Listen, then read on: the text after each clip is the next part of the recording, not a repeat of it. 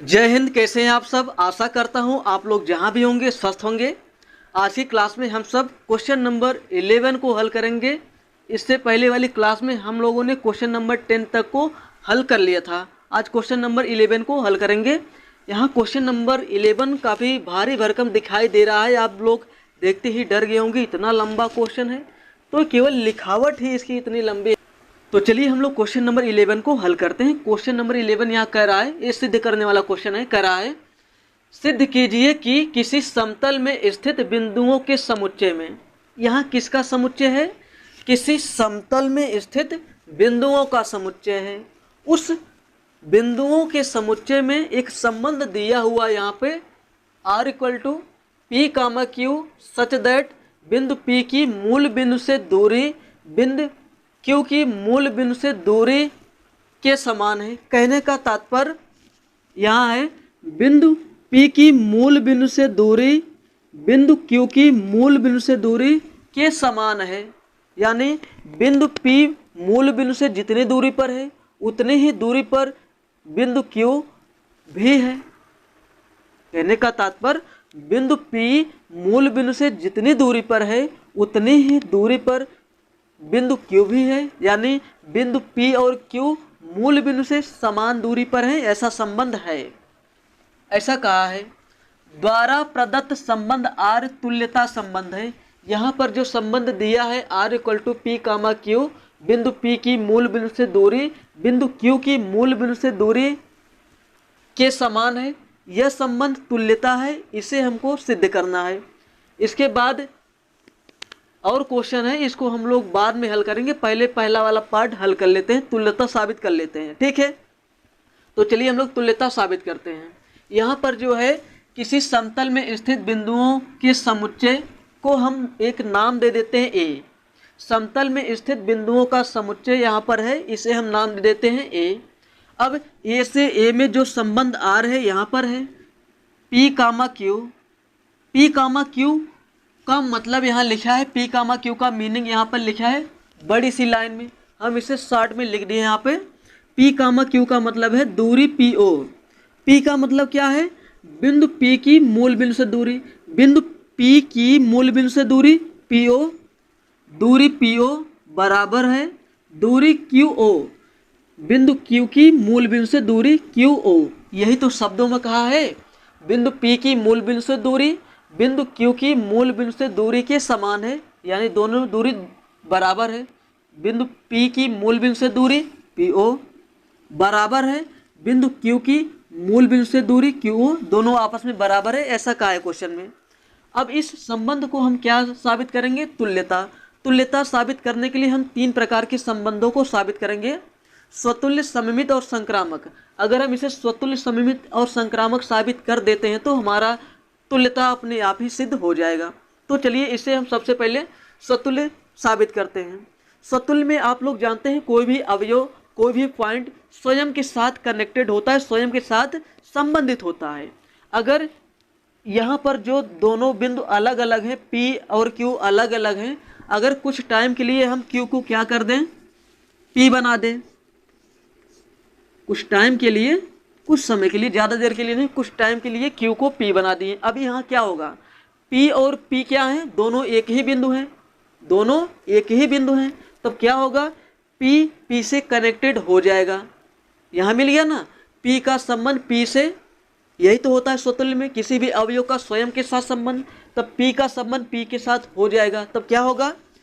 बिंदु P की मूल बिंदु से दूरी बराबर होगा बिंदु P की मूल बिंदु से दूरी। यानी PO बराबर PO हो सकता है ऐसे। अगर दोनों बिंदु एक ही हैं, ए भी P, तो दोनों मूल बिंदु से समान दूरी पर होंगे। तो ऐसा हम यहाँ पर लिख देंगे,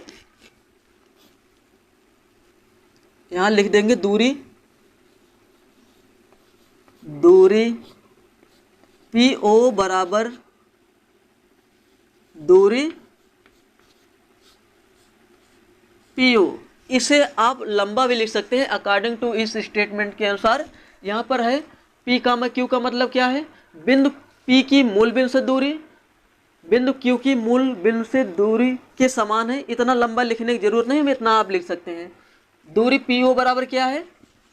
दूरी PO पीओ का मतलब है बिंदु पी की मूल बिंदु से दूरी, मूल बिंदु ओ है, बिंदु पी की मूल बिंदु से दूरी बराबर है बिंदु पी की मूल बिंदु से दूरी। कहेंगे दो बार लिखा गया है। क्यों दो बार लिखा गया? क्योंकि यहाँ पर पी और पी दोनों एक ही पॉइंट है, इसलिए पीओ बराबर पीओ हो गया। तब इसको हम क्या लिख सकते हैं? P comma P belongs to R, P comma P belongs to R for every P belongs to A. पी कहाँ से लिया गया है? समुच्चय ए से लिया गया है, समुच्चय ए से लिया गया जो समतल है। समतल में बहुत सारे बिंदु हैं, जैसे यहाँ पर पी क्यू था और भी पॉइंट होंगे, ठीक है, हो गया। तो P comma P belongs to R.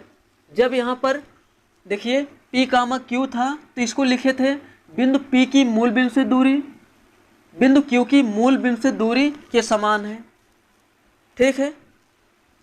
जब दोनों बिंदु सेम ही है तो पी कामा पी लिख सकते हैं ना, पी कामा पी लिखेंगे। इसका मतलब क्या है? बिंदु पी की मूल बिंदु से दूरी बिंदु पी की मूल बिंदु से दूरी के समान है। ऐसा हो गया। ऐसा है तो ऐसा लिख सकते हैं। तो यहाँ से क्या निष्कर्ष निकलता है? अतः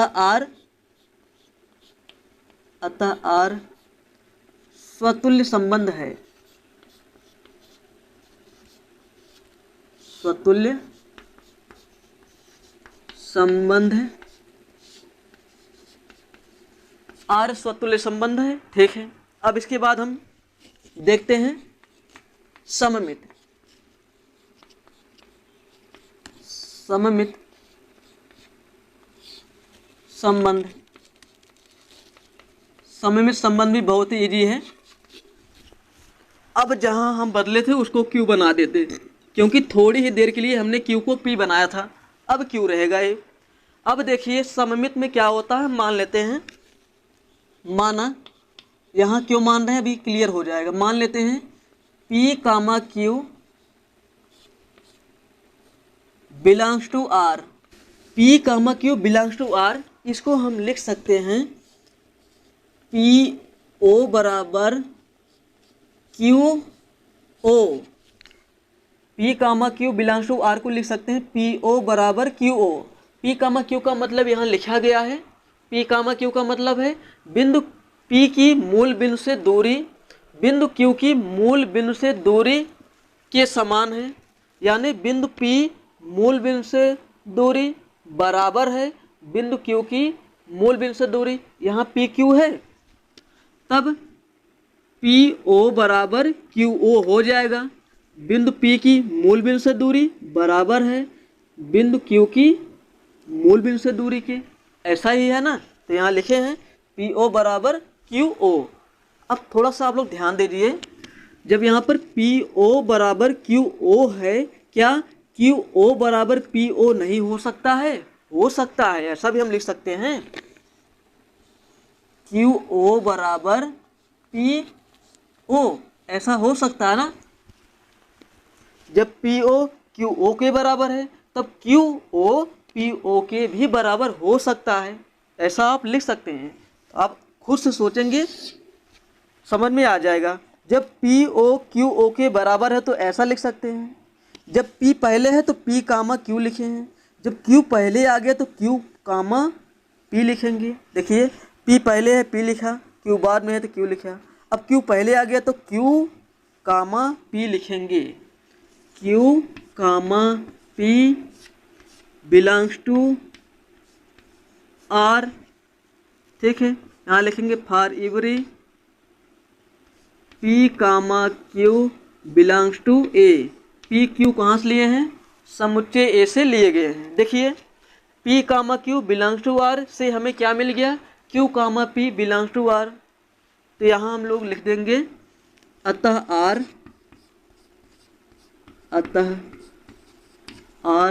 सममित संबंध है। आर कैसा संबंध है? आर सममित संबंध है।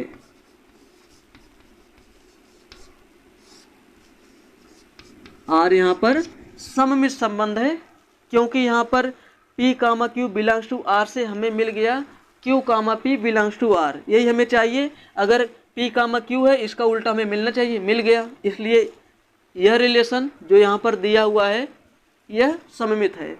अब संक्रामक भी हम लोग देखते हैं, संक्रामक है या नहीं है। संक्रामक संबंध,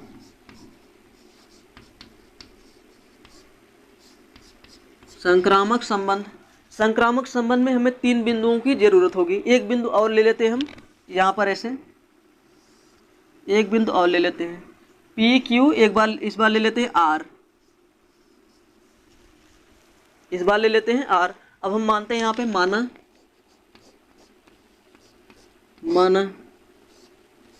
P comma Q belongs to R। P comma Q belongs to R का मतलब क्या है, PO बराबर QO। P कामा Q का मतलब है PO बराबर QO। बिंदु P की मूल बिंदु से दूरी बराबर है बिंदु Q की मूल बिंदु से दूरी से, ठीक है, ऐसा है। और यहाँ से फिर दोबारा से मान लेते हैं Q comma R belongs to R, तो इसका मतलब क्या है QO बराबर RO, ऐसा है, ठीक है। Q कामा R का मतलब क्या है, Q कामा R यानी Q मूल बिंदु से जितनी दूरी पर है उतनी ही दूरी पर R भी मूल बिंदु से है। Q मूल बिंदु से जितनी दूरी पर है उतनी ही दूरी पर R भी है। तब क्या हो जाएगा, QO बराबर RO, यानी Q और R दोनों ही मूल बिंदु से समान दूरी पर हैं। इसी के अनुसार लिख सकते हैं, जब यहाँ P और Q है तो इसका मतलब P और Q मूल बिंदु से समान दूरी पर है, और यहाँ पर Q और R है तो Q और R भी मूल बिंदु से समान दूरी पर होंगे। QO बराबर RO, QO बराबर RO, ठीक है। अब देखिए यहाँ पर PO कहता है QO से, PO कहता है QO से, QO तुम जिसके बराबर होगे मैं उसके भी बराबर हो जाऊंगा। अभी PO QO के बराबर है, अब QO जिसके बराबर रहेगा उसके बराबर PO भी हो जाएगा। अब QO अभी PO के बराबर है, अब इस बार QO RO के बराबर है, अब PO RO के बराबर हो जाएगा, ठीक है। तो यहाँ से हम लोग लिख देंगे, इधर हम सब लिखते हैं, अरे मिटाना नहीं चाहिए था, हम लोग मिटा दिए। तो यहाँ लिख देते हैं PO बराबर RO, PO बराबर RO। देखिए P पहले है R बाद में है, तो यहाँ लिख देंगे P comma R belongs to R for every P Q R belongs to A। देखिए कहाँ गया संक्रामक, यहाँ से है P कामा Q और Q कामा R से हमें क्या मिल गया, P कामा R मिल गया, अतः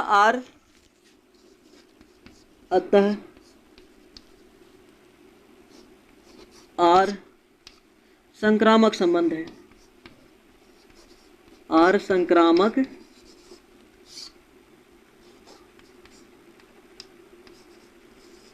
संबंध, R संक्रामक संबंध है। अब यहाँ पर जो रिलेशन R दिया गया था यह रिलेशन स्वतुल्य, सममित और संक्रामक साबित हो गया। अब अतः लिख देंगे, यहाँ लिख देंगे R स्वतुल्य,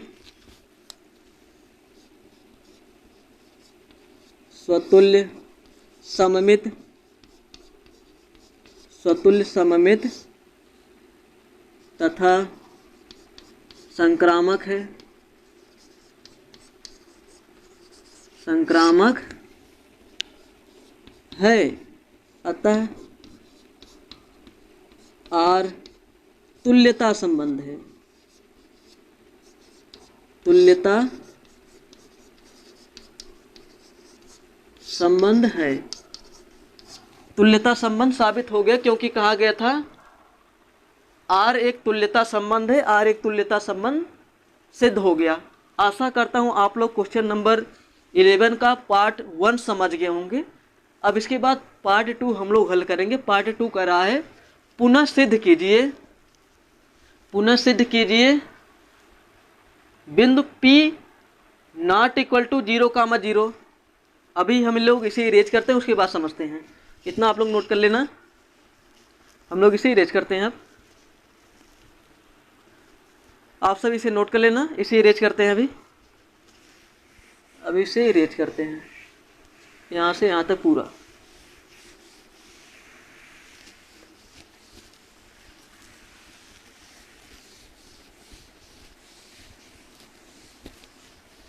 इतना इरेज कर दिए हैं। अब इसके आगे हम हल करते हैं। इसके आगे समझिए, पहले ग्राफ बनाते हैं इसे।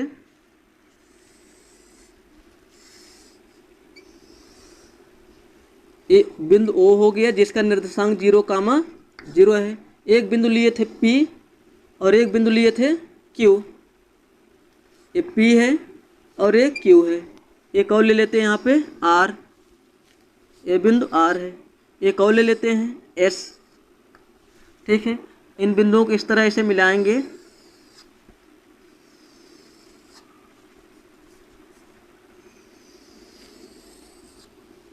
ऐसे हमने मिला दिया। अब दूसरा पोर्शन यहाँ पर है, पुनः सिद्ध कीजिए बिंदु P not equal to 0,0। P not equal to 0,0 का मतलब है P मूल बिंदु पर नहीं है। इसका मतलब यह है P नॉट इक्वल टू 0,0 से संबंधित सभी बिंदुओं का समुच्चय P से होकर जाने वाले एक ऐसे वृत्त को निरूपित करता है जिसका केंद्र मूल बिंदु है। कह रहा है P नॉट इक्वल टू 0,0 यानी P मूल बिंदु पर नहीं है, और P से संबंधित P के अलावा जो अन्य बिंदु हैं जैसे Q, R, S, T अनेकों बिंदु हैं, वे सभी बिंदु एक ऐसे वृत्त का निर्माण करते हैं जिसका केंद्र मूल बिंदु है, जिसका केंद्र मूल बिंदु है। P से संबंधित अनेक बिंदु हैं, वे सभी बिंदु एक ऐसे वृत्त का निर्माण करते हैं जिनका केंद्र मूल बिंदु है और वह वृत्त बिंदु P से होकर जाता है, ऐसा हमें साबित करना है। तो बिंदु P से अन्य बिंदु कौन है जो संबंधित होंगे? तो बिंदु P से कौन कौन से बिंदु संबंधित होंगे? बिंदु P से वे सभी बिंदु संबंधित होंगे जो मूल बिंदु से समान दूरी पर हैं, अर्थात PO के बराबर है। बिंदु P से वे सभी बिंदु संबंधित होंगे जिनके बीच की दूरी PO के बराबर है। यहाँ लिखते हैं P नॉट इक्वल टू 0,0 से वे सभी बिंदु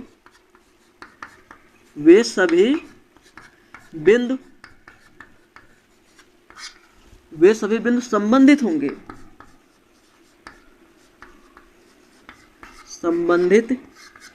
होंगे,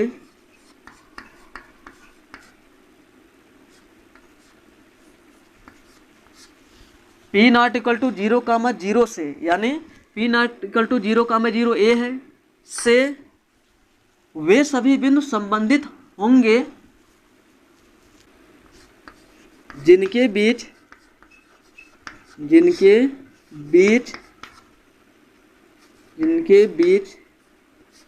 मूल बिंदु से दूरी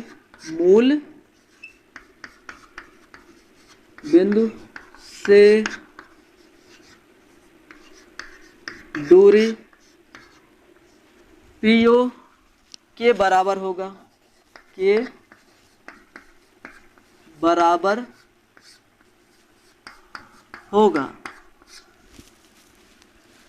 तो बिंदु P से कौन कौन से बिंदु संबंधित होंगे?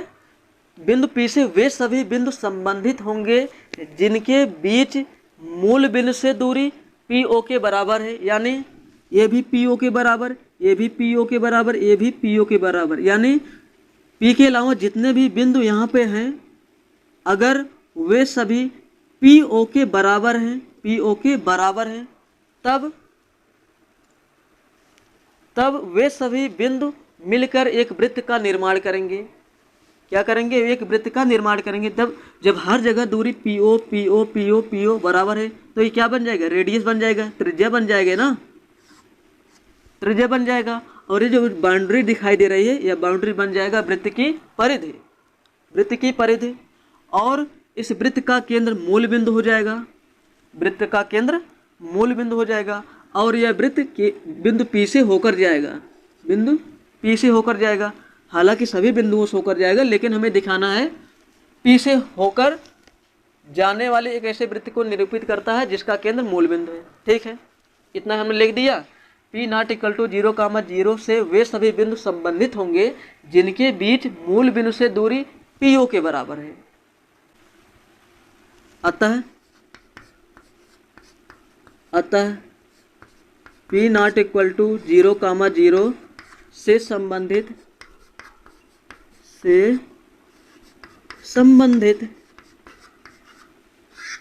समस्त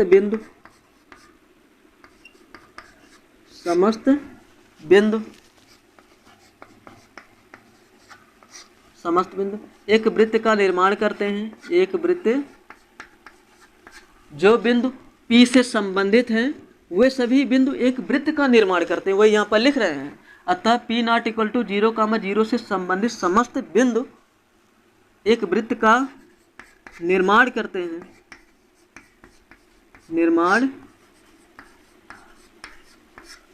निर्माण करते हैं जिसका केंद्र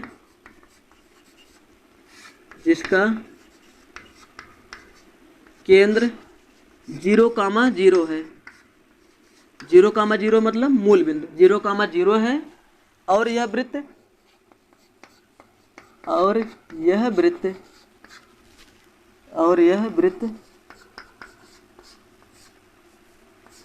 P नॉट इक्वल टू 0, 0 से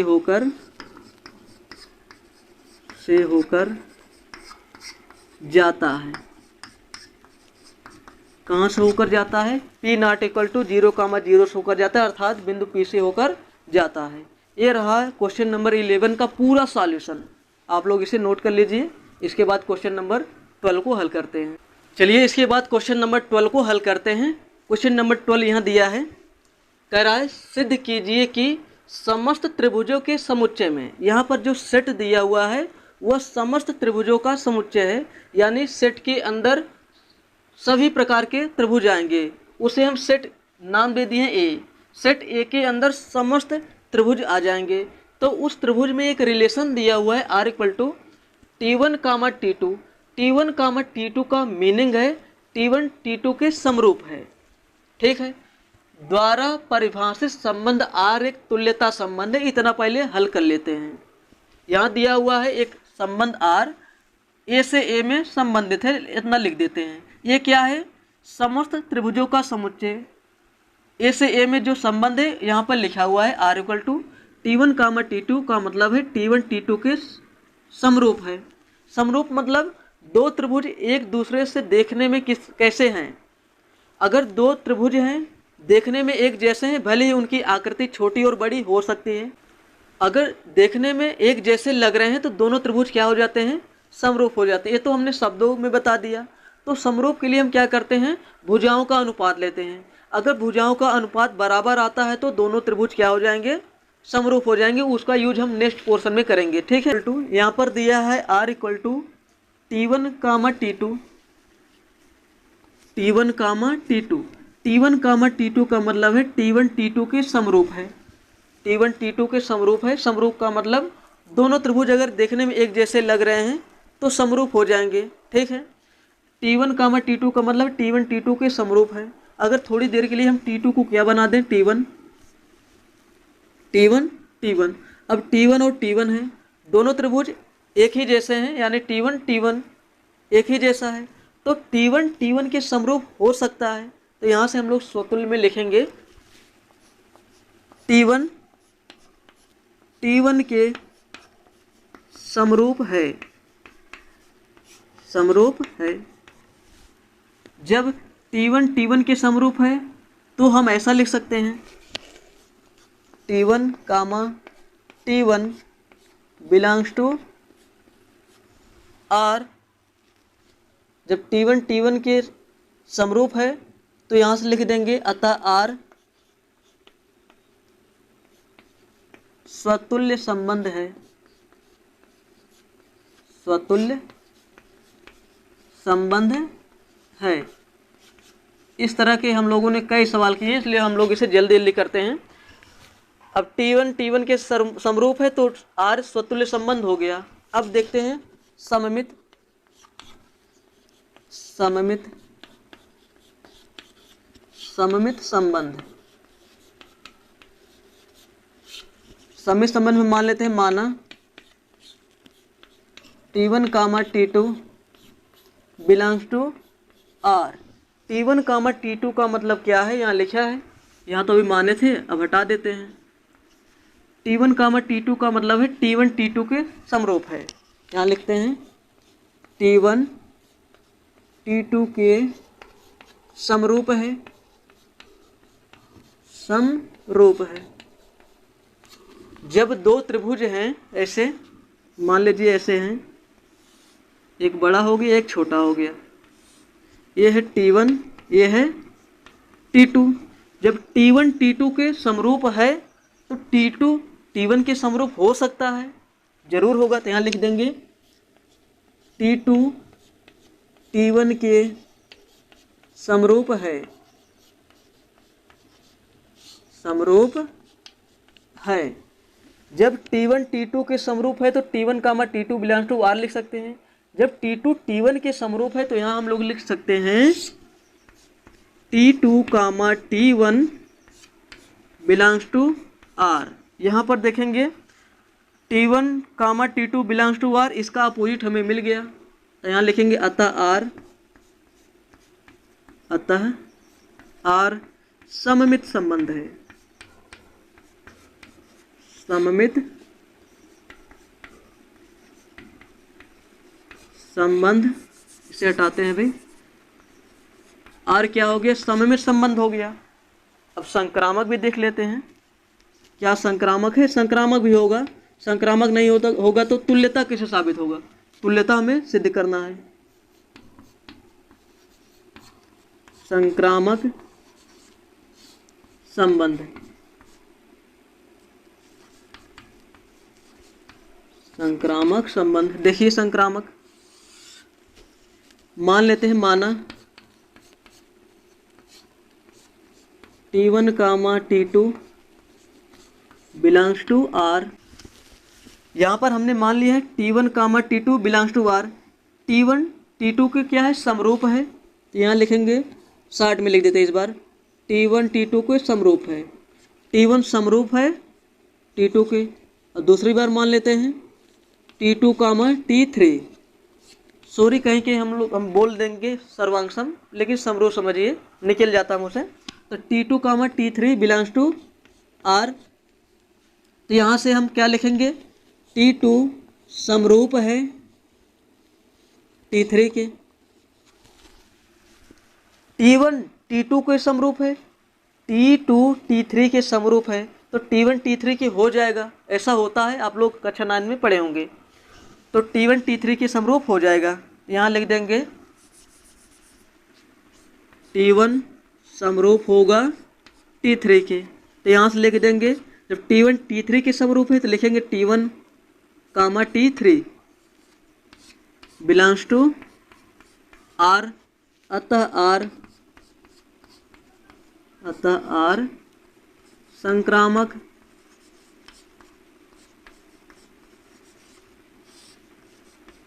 संबंध। और यहाँ पर क्या हो गया, संक्रामक संबंध है, ठीक है।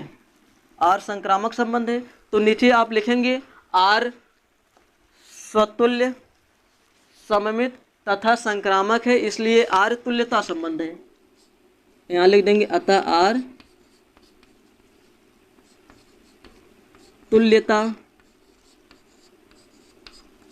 संबंध है। तुल्यता संबंध बोला था, साबित हो गया, सिद्ध हो गया है कि यह रिलेशन जो दिया था T1, T2, T1 T2 के समरूप है, यह संबंध तुल्यता है, तुल्यता सिद्ध हो गया है।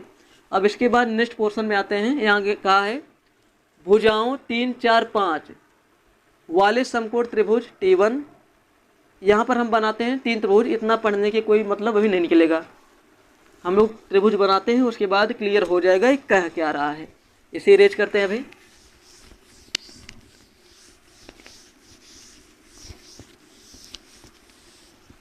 यहाँ देखिए 3 त्रिभुज बोला है, भुजाओं 3, 4, 5 वाले समकोण त्रिभुज T1, उसके बाद T2, T3, 3 त्रिभुज बनाते हैं।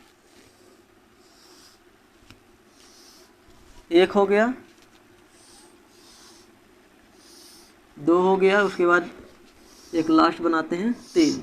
ठीक है, इसे मान लेते हैं T1, इसे T2, इसे T3। समकोण त्रिभुज T1 में भुजा दिया हुआ 3, 4, 5, ये 3, 4, 5। T2 में लंबाई दिया हुआ है भुजाओं 5, 12, 13 वाले समकोण त्रिभुज T2, यानी T2 में भुजाओं की लंबाई दिया है 5, 12, 13, 5, 12, 13। T3 में दिया है 6, 8, 10, 6, 8, 10, ऐसा दिया है। उसके बाद कह रहा है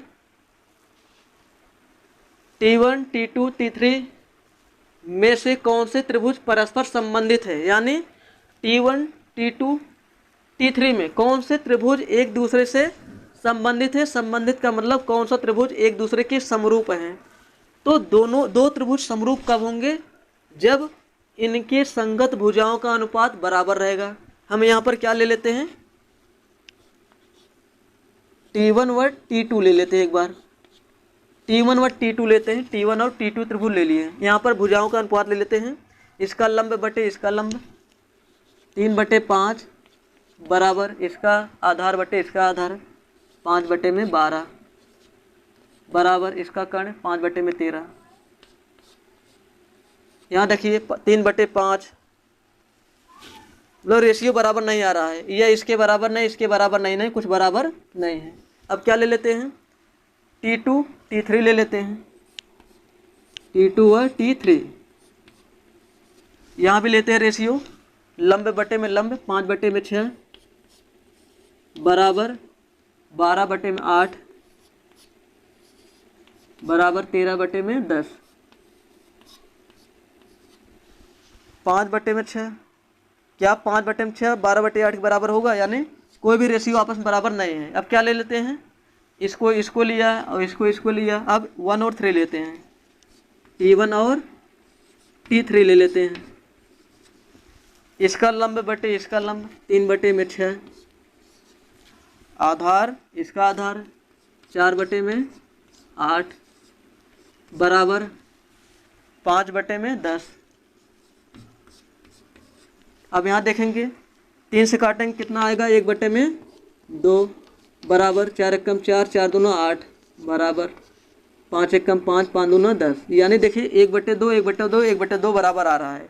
तो रेशियो किस में बराबर आ रहा है, T1 और T3 में। तो यहाँ लिख देंगे अतः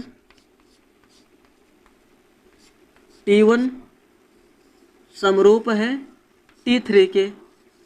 यहाँ लिख देंगे T1 T3 से संबंधित है, इतना लिख देंगे, हो गया आपका।